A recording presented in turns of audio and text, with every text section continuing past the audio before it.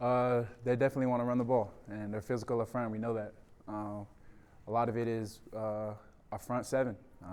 Obviously, we're working together with the back as well, but our front seven sets the tone, and for our line and our backers is very important, and we've been focusing on that a lot lately. So, how's it different facing a big back like David Bailey versus maybe a smaller scat back? Obviously, we know he's a power back, and we got to be ready. Like I said, we got to be physical up front, and that includes hitting the running backs, whoever's back there. We know what we're going against now, the body types, whatever it may be, but it's very important to know what we got to do, and that's being physical. So, you guys may end up having to guard McBride, the tight end. Right. So yeah. what kind of a challenge when you have somebody that is that much a part of their offense with 55 catches? What kind of a challenge is that versus a tight end that maybe has like 10 catches? Right. It's huge. It's huge. We know their tight end. He's a great player, and obviously we key him on our defensive side as far as who we have to key and what's going on, because we know they want to give him the ball, and that's very important to know on defense. So there are a couple of plays where maybe we do have to, the linebackers do have to cover him, whatever it may be. But yeah, so we're definitely keying on that. What do you think makes him special? Obviously, his size is definitely good for him, and obviously his route running is great, and he's also a good blocker, just all around guy. So we know that how important it is for us to keep our eye out on the field wherever he's at. So when you go up against an elite tight end like that, I go back to John Bates, and everybody wanted him to catch passes, but he was a really good blocker. So right. Where do you think a guy like McBride is impactful? I feel like he's more of a pass catcher. Don't get me wrong, he's definitely a good blocker as well. But like I said, we know they want to give him the ball, and that involves him running routes. And like I said, they line him up wherever, in the core, out on receiver type. So just knowing who he is and what he's able to do is very important to know for us to key that. So for him to have 55 catches, and I think the next guy has like 15 or something. Right.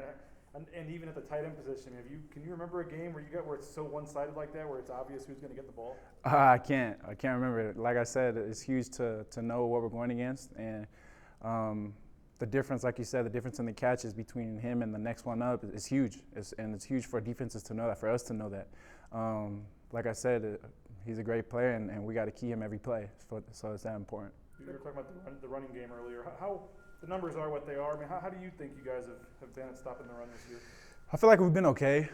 We've definitely grown since the beginning of the season, which is the most important thing, growth. We always talk about that. And as far as the front seven, and like I said, we've had our struggles, but we've been really working hard as far as whatever it is in the meetings, walkthroughs, and especially at practice. Just being physical, whatever it is, with our feet, our hands, whatever it may be. So we've been focusing on that, and it's been going well. So. What about the quarterback? It looks like he likes to move with the ball a little bit. So what kind of challenges does that present? Right. We know that running quarterbacks definitely can change the game plan for the defense, and we know he's a runner. We know that. So obviously, when we have opportunities for whatever pass rush, spying, it's very important for us to get home. And to stay in our lanes when we have our pass rushes is very important for our front line, and as well as our backers too. It's important for that. So. How would you describe the spirit of practice during the bye? First thing is reflection. That's the first thing that comes to mind. Obviously, we don't have the record we like, and it's all about moving forward. Obviously, learning from our mistakes on both sides of the ball, whatever it may be. But a lot of it is reflection, where we're at as a team, where we want to be, what we need to do. And a lot of it is being urgent, not only on the field, but more importantly out the field, being urgent to meetings. So if it's 10, 15 minutes earlier, just get that extra minutes in. It's very important, and we've been doing that lately, and I feel like it's been going great. So some of the guys yesterday were saying, if you compare this bye week to maybe previous ones since your tenure here, maybe previous ones where it's time to maybe take a break, to where maybe not necessarily the case this last bye. Is that a fair assessment, or how? Right. A lot of it is, like I said, a lot of it is reflection, and to do that, obviously it's a bye week, so our bodies can kind of heal up a little bit more, which is great to have with our bodies. And but a lot of it is more of a mindset as far as the team, and just improving what we're doing wrong and how we can fix it. And like I said, it all starts with off the field stuff. And I feel like this past week has been a lot better. So.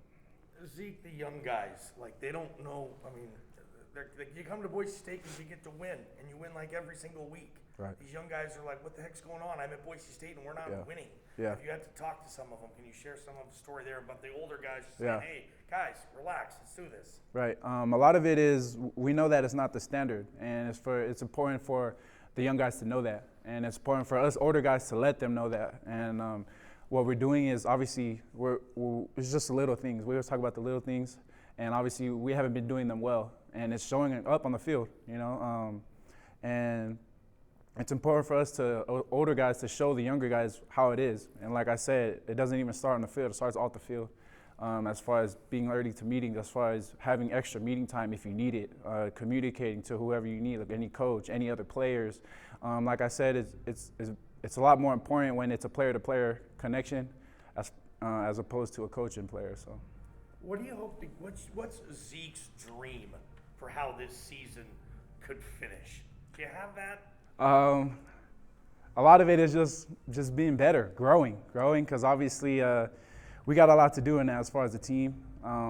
Obviously, we have the goal in front of us, and it's still intact, and we just got to take it one game at a time, 1 week at a time, 1 day at a time. But yeah, the goal's still intact as far as, winning when we need to win. And there's no doubt in my mind that our whole team can be able to do that. So. Have you given much thought to next year yet? No, I haven't. Obviously, next year's next year. I'm focusing on now. Like I said, this year hasn't been as good as we wanted it to be. So I'm just focusing now because now is now. So, yeah. I guess just on that note, there's always been this cliche around here, leave the program better than you found it. And I know that your record suggests that might be hard to do for this season, but these last 5 games could definitely serve as a springboard of what's to come. So if you look at it through that light, how important are these last 5 games to get it right? It's very important. We still have opportunities in front of us. We still have the mindset of want to know every week, and the preparation doesn't change as far as what we need to do. Obviously, we have to fix a couple things as far as the team, because like I said, our record is showing that we're doing something wrong. So and a lot of it is just little things. And we always talk about little things can make a big change if they just keep adding up. And I feel like that's what's happened. And like I said, these past 2 weeks now changed a lot better as far as just being urgent to whatever it is.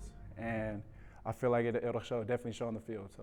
When you talk about those little things, like where does that accountability come in, I guess? I mean, is it just as simple as maybe easing your foot off the gas for a little bit, or like, not you, but I mean, where it applies, I guess. Right. Where are those little gaps all of a sudden? A lot of it, like I said, is our player-to-player contact. That is much more important than player-to-coach. Obviously, our coaches are great. We know what they're able to do. But it's more. It just means much more when it's player-to-player. Our connection between each other. We always talk about LOF. Loving our family. Like, just a simple text of, hey, what up? Good morning. Are you up in the morning? Because we have early mornings. So it's important for all of us to, just make sure we're up in our position groups, just focusing on that first, and then as well as the rest. So, but yeah. Do you text your position group when you roll out of bed or anything? Every morning. We text each other, see who's up, and if nobody texts, then we call them. That's how important it is for us to, just keeping each other accountable. So it does happen every morning. Glad I'm not a linebacker here. I want that text.